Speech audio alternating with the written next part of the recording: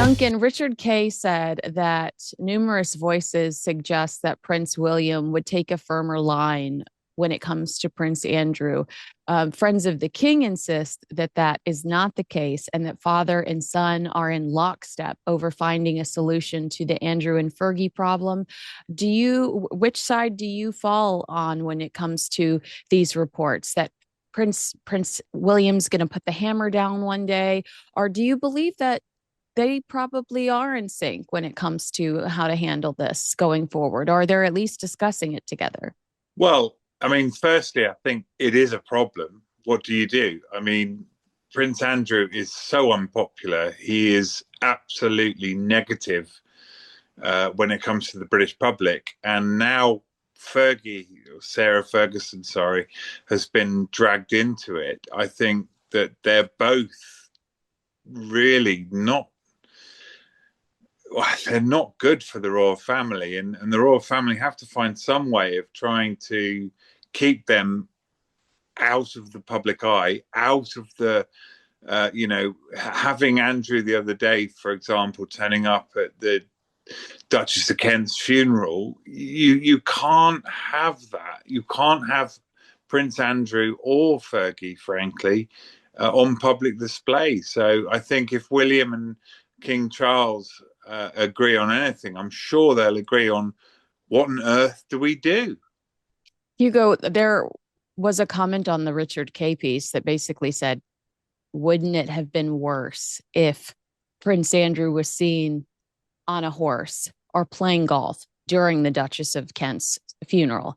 I mean, this is just such a difficult web to navigate. Yes, I wonder where that came from.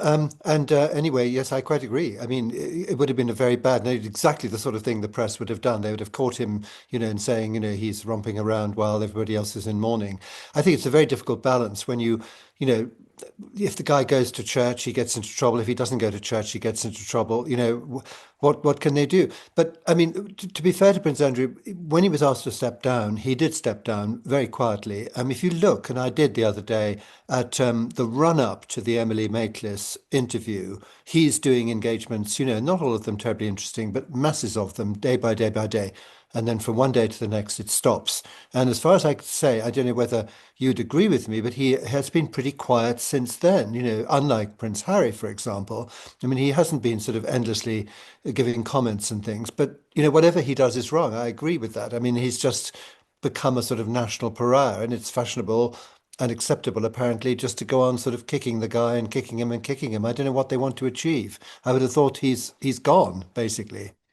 I really do struggle when it comes to the criticism of him going to church with the family, because I'm like, if this person really is, um, I don't know any other way to say it, like, naughty, then isn't a church pew the exact place we would want somebody like that? We need them to rehabilitate. We need them to have a conversation with Jesus. So that is always a difficult headline for me to navigate. Whenever I'm asked about that, I'm like, I think we want the guy in church. So I don't know what to say here. Let's move on. You mentioned the name Hugo, Prince Harry. So let's move on to Prince Harry. I think that this is a no-brainer, but I was still appalled by some of the headlines over the weekend. Duncan, palace insiders are pushing back hard against claims that Prince Harry could return as a half-in, half-out royal after his recent charity trip to the UK. In a brief meeting with King Charles, sources close to Harry suggested it marked a thaw in family relations and even hinted at a new working model. But courtiers shot that down, saying the idea Harry could take some of the load off of Prince William is way off the mark. One insider joked whoever floated the story mistook a slice of cake and tea for the Treaty of Versailles. Duncan, did you see any of those headlines over the weekend, and did you have to pick your jaw up off the floor? That, like, the idea that there were going to be some engagements with the king and Prince Harry, and Prince Harry was here to rescue Prince William. Yes, I did see those headlines, and it's out of the question, frankly. I mean, the reason why it's out of the question is the fact that Prince Harry has done what you cannot do when you're a royal, and that's cash in on it. I mean, he's sold his book for millions. He's appeared on chat shows and he's made a Netflix documentary. You know, as long as Meghan is still living her dream and lining her pockets with her links to the royal family, there is absolutely no way back for Prince Harry. He still has a huge draw. You know, people love him in Britain, although there's no way that he can come back from where he's made his own nest, really, frankly. You know, he is a popular prince, but he's not the same Prince Harry that we knew before he sadly, I mean, so effectively got married to Meghan.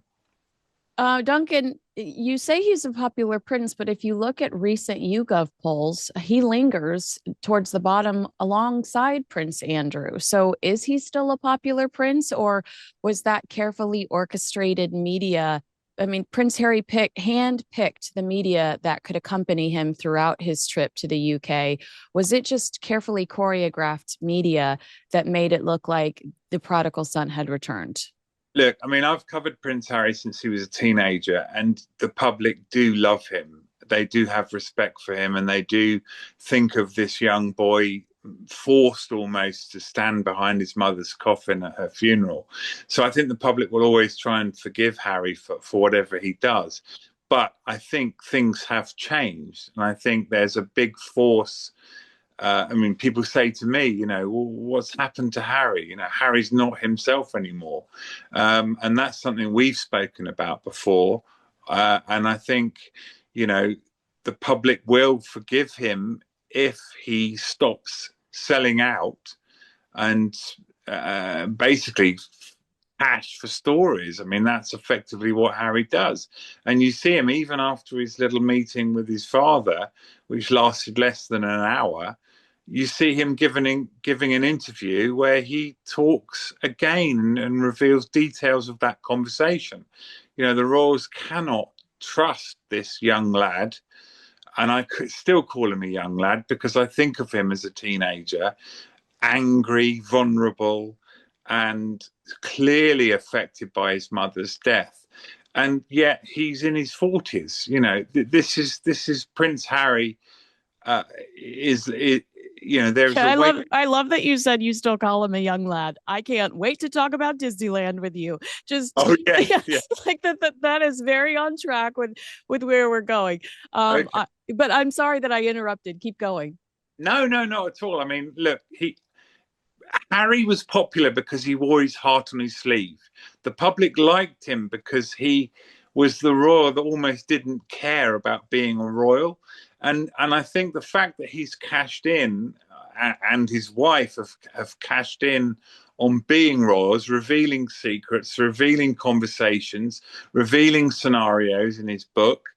Um, you know, I think the public will forgive him for that, but there's absolutely no way he can become this pseudo royal where he's Prince Harry earning loads of money from Netflix at one minute, the next minute working for the royals doing good deeds. It just can't happen.